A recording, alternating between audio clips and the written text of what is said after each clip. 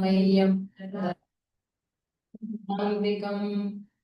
देहं श्रीगुरून् श्रीयुतपदकमलं श्रीगुरून् वैष्णवांश्च श्रीरूपं साग्रजातं सहगणो नाथां विदन्तं सजीवं साद्वैतं सावधूतं हरिजनासहितं कृष्णचैतन्यदेवं श्रीराधां कृष्णपदां सहगणा ललिता श्रीविशाखान्वितांश्च नमो विष्णुपदाय कृष्णपृष्ठाय भूतले श्रीमते भक्तिवेदान्त स्वामिनिति नामिने नमस्ते सरस्वते देवे गौरवाणी प्रचारिणे निर्विशेष शून्यवादी पाश्चात्य देश तारिणे जय श्री कृष्ण चैतन्य प्रभु नित्यानंद श्री अद्वैत गदाधर शिवासादि गौर भक्त वृंद हरे कृष्णा कृष्णा कृष्णा हरे हरे हरे राम राम राम हरे हरे. आपल्या सगळ्यांचे स्वागत आहे.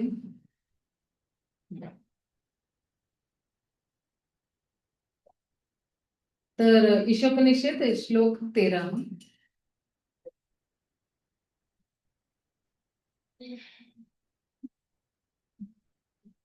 अन्वयात् एव हु संभवात् अन्यात् एव हु संभवात् अन्यत् आहुर्असंभवात् इति शुश्रुमाधीराणां येन तत् विचक्षिरे.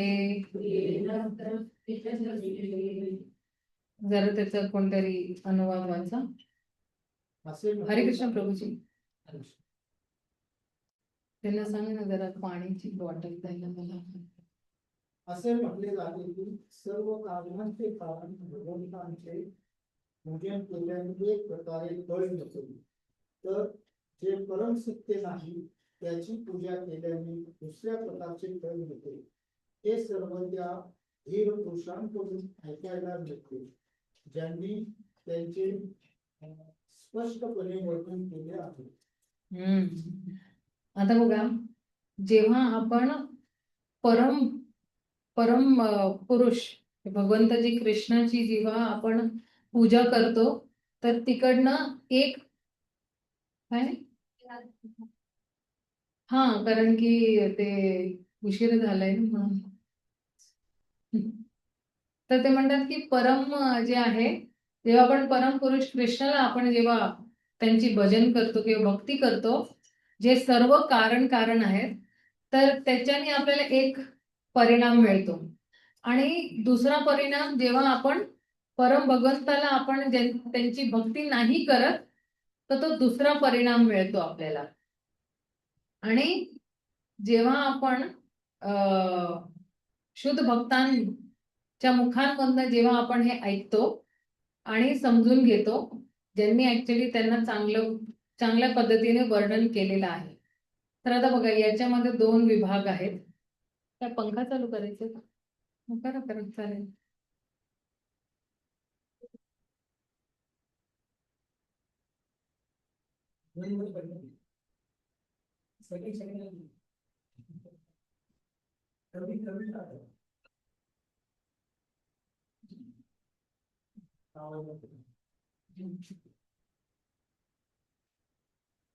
हे पाणी आणतायत का? तर आता बघा, जेव्हा आपण धीर पुरुषांकडनं ऐकतो, शुद्ध भक्तांकडनं ऐकतो, तर आपल्याला एक परिणाम मिळेल है ना. किंवा आपण जेव्हा फक्त कृष्णाचीच भक्ती करतो तो आपल्याला एक परिणाम मिळेल. पण जेव्हा आपण कृष्णाची भक्ती नाही करत आणि दुसऱ्या कोणाची भक्ती करतोय, ऍक्च्युली भक्ती त्याच्यासाठी वापरू नाही शकत, दुसऱ्या कोणाची पूजा करतो, कारण की हा जो भक्ती शब्द आहे ना तो फक्त कृष्णासाठीच आहे. भक्ती शब्द कुठल्याही देवी देवतांसाठी जे आहे ते नाही. थँक्यू प्रभूजी. देवी देवतांसाठी नाही आहे किंवा कुठल्या मनुष्यासाठी सुद्धा नाही आहे. हा भक्ती शब्द फक्त कृष्णासाठीच आहे. तर ते म्हणतात की जे भगवंताची भक्ती करतात त्याला एक परिणाम मिळतो आणि जो दुसऱ्याची पूजा करतो किंवा जे दुसऱ्यांना मानतो तर त्याला एक दुसरा परिणाम मिळतो. आणि हे कुणाकडनं ऐकायचंय आपल्याला? धीर पुरुषांकडनं ऐकायचंय. कारण की हे धीर पुरुष कोण आहे? अं भगवद्गीताच्या 4थ्या अध्यायामध्ये 34व्या श्लोक मध्ये सांगितलेलं आहे. काय सांगितलेलं आहे तिकडे? तद्विती प्रणिपातेन परिप्रश्नेन सेवया उपदेशिते ज्ञानम ज्ञानिनास तत्वदर्शिना. तर ज्ञानिनास तत्वदर्शिना, जे ज्ञानी आहे, ज्यांनी तत्वाचं दर्शन केलेलं आहे, परम सत्याचे दर्शन केले, तत्वदर्शिने, ज्यांनी तत्वाचं दर्शन केलेलं आहे, ज्यांनी परम सत्याचे दर्शन केलेले आहेत, त्यांना माहिती आहे की सगळ्या वेदांचा सार काय आहे. म्हणून म्हणत तद्विधीपणे पाहते ना परिप्रश्ने सेवया उपदेशिते ज्ञानम. ते त्यांनी ते उपदेक्षियंती, त्यांनी ते बघितलेलं आहे आणि म्हणून त्यांना ज्ञानीना तत्व दर्शिनं सांगितले. आणि मग ह्यांच्याकडनं जेव्हा आपण ऐकतो, आचार्यांकडनं जेव्हा आपण ऐकतो, शुद्ध भक्तांकडे ऐकतो, आणि हे शुद्ध भक्तांची एक विशेष गुण काय आहे? धीर व्यक्ती आहे. धीर व्यक्ती कोण आहे? इकडे आपल्या दुसऱ्या किंवा तिसऱ्याच लाईन मध्ये दिलेला आहे की धीर व्यक्ती तो आहे जो कधी पण जो आहे तो विचलित होत नाही, जेव्हा भौतिक जगतमध्ये काही पण परिवर्तन होत असेल तर. आणि म्हणून जे आहे जो धीर नाही आहे त्याच्याकडे दिव्य ज्ञान सुद्धा नाही आहे. जो धीर आहे आणि भौतिक जगतमध्ये जे काही परिवर्तन होत आहे त्याच्याने तो विचलित होत नाही, तर त्याच्याकडे काय आहे? दिव्य ज्ञान आहे. आणि आता याच लाईनीमध्ये म्हणतायत की जे प्रामाणिक गुरु आहेत त्यांनी सुद्धा जे आहे त्यांच्या गुरुकडनं ऐकलेलं आहे, जे धीर आचार्य आहे. आणि धीर आचार्य जे आहेत ते असं काहीही नाही बोलणार जे वेदांमध्ये लिहिलेलं नाही आहे. तर तिकडे शिल प्रभुपादांनी जे आहे ते भगवद्गीताच्या 9व्या अध्यायाचा 25वा श्लोक जो आहे आपल्याला माहिती आहे, यंती देवव्रत देवन पितरं यंती पितृव्रता भूतानी यंती भूतेज्य यांती मद यज्ञो अपिमाम. तर त्या श्लोकमध्ये प्रभुपाद काय म्हणतात, म्हणजे भगवंत काय म्हणतात की जे लोक देवी देवतांची पूजा करतात त्यांना देवी देवतांमध्ये जन्म मिळेल. जे लोक आपल्या पितरांची भक्ती करतात ते पितृलोकमध्ये जातील. जे लोक भूत पिशाचांची भक्ती करतायत ते कुठे जातील? त्या लोकमध्ये जातील. आणि जे लोक माझी भक्ती करतात ते मग कुठे येतील? ते सगळे माझ्याकडेच येतील. तर म्हणून भगवंत तेच म्हणतायत की कृष्ण जे आहे ते कोण आहे? सर्व कारण कारण. आणि इकडे ईशोपनिषदेमध्ये हेच सांगितलेलं आहे की वेगवेगळ्या परिणाम मिळतात जेव्हा आपण वेगवेगळ्या लोकांची पूजा किंवा भक्ती करतो. तर जर का कोणी जर का उसके नाम क्या होता है आपने? मध्ये जाईल, जो कोणी चंद्रची भक्ती करतोय किंवा पूजा करतोय तो चंद्रलोकमध्ये ठीक है, जाएगी, है ना? लक्ष्मी माता जी जरा हरे कृष्णा। करें क्या आप अपने आप को? लक्ष्मी माता जी अपने आप को जरा म्यूट कर दीजिए। लक्ष्मी गौड़ा प्लीज अपने आप को म्यूट कर दीजिए। माता जी मैं आपको म्यूट नहीं कर पा रही हूँ यहाँ पे। नहीं, एक सेकेंड, तो शॉर्टकट घेते हैं। झाले.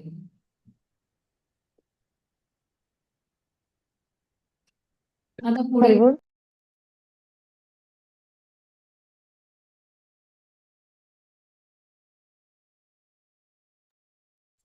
हरे कृष्ण.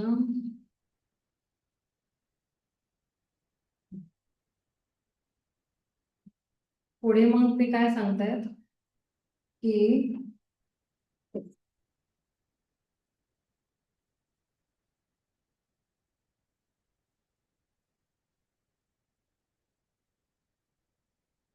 हम्म.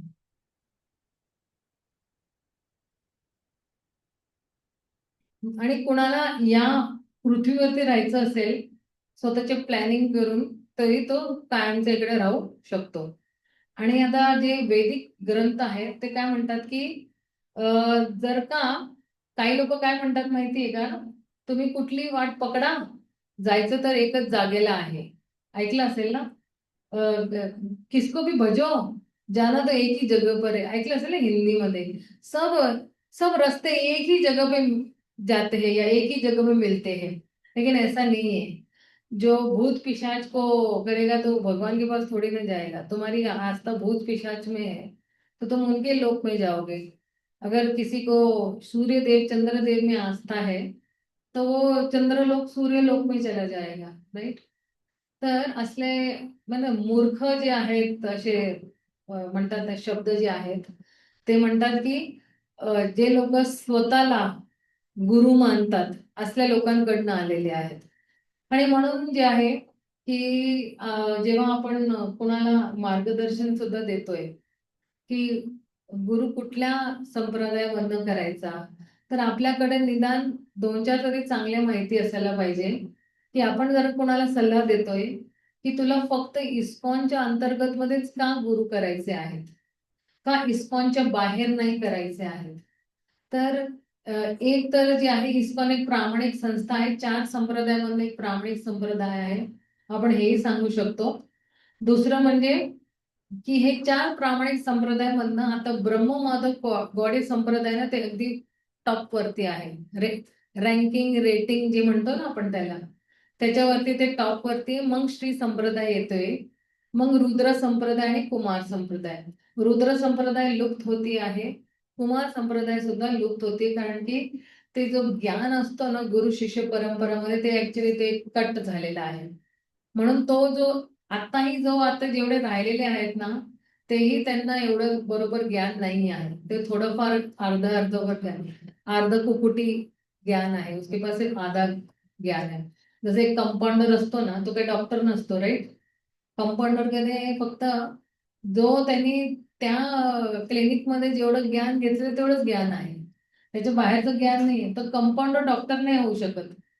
तसंच जे आहे ज्याच्याकडे अर्ध ज्ञान आहे ना तर तो कधी गुरु नाही होऊ शकत. तो कंपाऊंडरचा कंपाऊंडरच असेल मग तो. तर तसं म्हणजे म्हणतात की रुद्र संप्रदाय आणि जी कुमार संप्रदाय जी आहे ती थोडी जी आहे ती आता जरा लुप्तशी झालेली आहे. श्री संप्रदाय अजूनही चाललेली चांगली आपल्या साऊथ मध्ये, पण त्याच्यामध्ये जे आहे की जे पूर्ण जो लाभ घ्यायचा आहे तो श्री संप्रदायाचा तेही ते लोक घेत नाही आहे. तर ब्रह्ममाधव गॉडे संप्रदाय जे आहेत त्याच्यामध्येच तुम्ही बघा कितीतरी शिष्य आहेत, पूर्ण जगामध्ये आहेत आणि पूर्ण जगामध्ये आहेत ब्रह्ममाधव गॉडे संप्रदायाचे जेवढे शिष्य किंवा गुरु आहेत. तर ते म्हणतात की हेच जे आहे प्रामाणिक गुरु जे आहे हे असं सांगूच नाही शकत की सगळे वाट जे आहेत एकच जागेला चाललेली आहेत. है ना. एक सेकंड.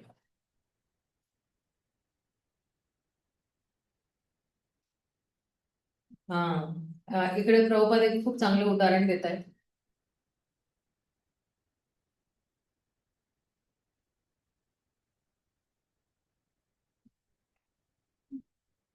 प्रभुपाद काय सांगतायत की जर का मी कलकत्त्याचं तिकीट घेतलेलं आहे तर मी कलकत्त्यालाच पोचेल ना, आणि मी जर का दिल्लीचं तिकीट घेतलं तर मी दिल्लीला पोचेल.